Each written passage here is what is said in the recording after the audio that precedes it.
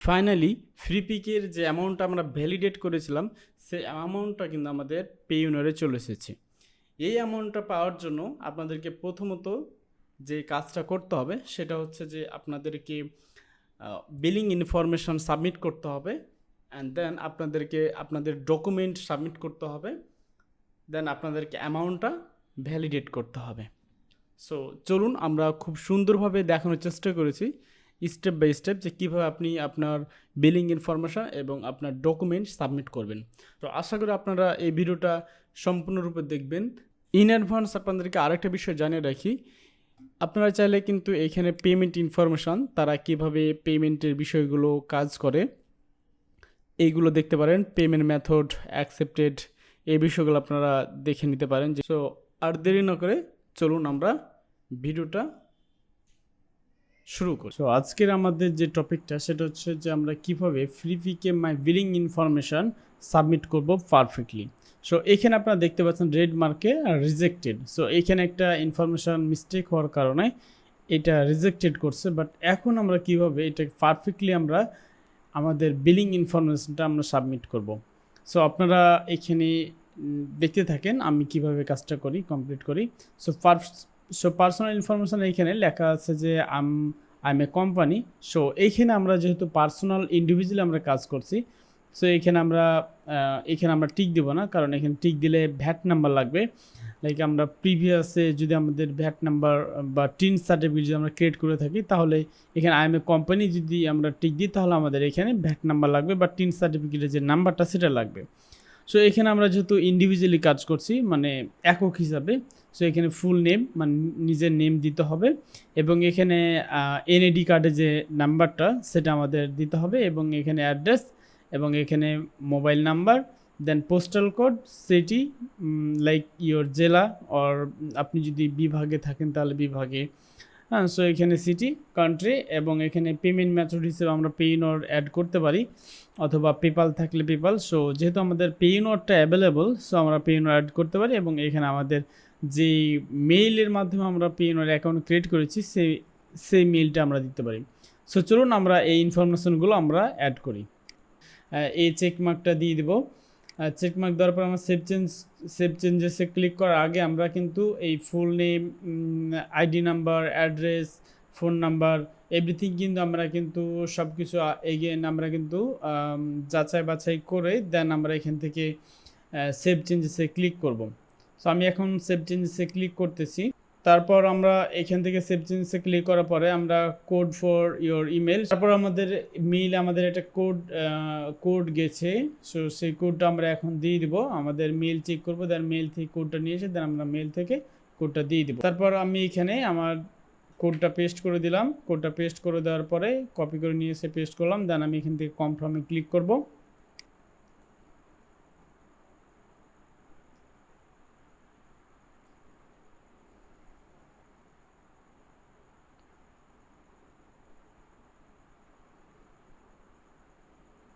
So okay, perfectly আমার ডকুমেন্টের যে ইনফরমেশান সবগুলো আমার কিন্তু এখানে আমি সেন্ড করে দিয়েছি। এখন তারা এটা রিভিউ করবে, দেন তারা জানাবে। সো আমি এখন চলে যাব আমার যে ডকুমেন্ট আছে সেই ডকুমেন্ট আমি এখন সাবমিট করব। মাই ডকুমেন্ট মানে হচ্ছে যে আমাদের এনআইডি কার্ডের যে ডকুমেন্ট সেটা। সো আমি এখান থেকে সিম্পলি মাই ডকুমেন্টে ক্লিক করব। সো মাই ডকুমেন্টে ক্লিক করার পর আপলোড আইডি ডকুমেন্ট এখানে লেখা আছে। সো এখানে আমরা ক্লিক করব। ক্লিক করার পরে এখানে আমাদের issue date and experience date এগুলো আমাদের দিতে হবে। সো আমি আপনাদের দেখাবো যে এখন কিভাবে আমাদের যে এনআইডিটা আমরা পারফেক্টলি আমরা সেট আপ দেবো সেটা আমি দেখাবো বা আপনাদেরকে বলবো আপনারা এই সিস্টেমে আপনাদের যে এনআইডি কার্ড সেটাকে এই সিস্টেমে আপনারা ফটোশপের মাধ্যমে আপনারা এই সিস্টেমে সাজিয়ে নেবেন, যাতে যে আপনাদের পারফেক্টলি এটা ওয়ান পেজে এটা যেন সুন্দরভাবে দেখা যায়। সো এইটা আমি এখন আপলোড করব। এখান থেকে আমি এটাতে ক্লিক করব, দেন এটা ব্রাউজ আপলোড হয়েছে। দেন আমি এখান থেকে ডেট দিয়ে দেব। সো এখানে ইস্যু ডেট কোনটা, আমার এনআইডি আমাকে দেখে ওকে। তারপর এক্সপায়ারেশন ডেট যেহেতু আমাদের নাই, সো আমরা এখান থেকে নো এক্সপায়ার আমরা টিক করে দিব। দেন এখান থেকে আপলোড এ নিউ ডকুমেন্ট,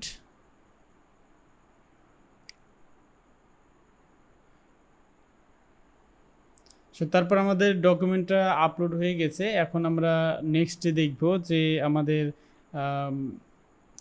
আমরা কিভাবে এই পেমেন্টটাকে আমরা উইথড্র করতে পারি এবং এটা আমাদের কিভাবে অ্যাকসেপ্ট করলো কি না আপনাদের এটা আমি দেখাবো। সো এখন যদি আপনারা এই ভিডিওটা দেখেন তাহলে তো ভাববেন যে আমার ডকুমেন্টগুলো অ্যাকসেপ্ট হয়েছে। আসসালামু আলাইকুম।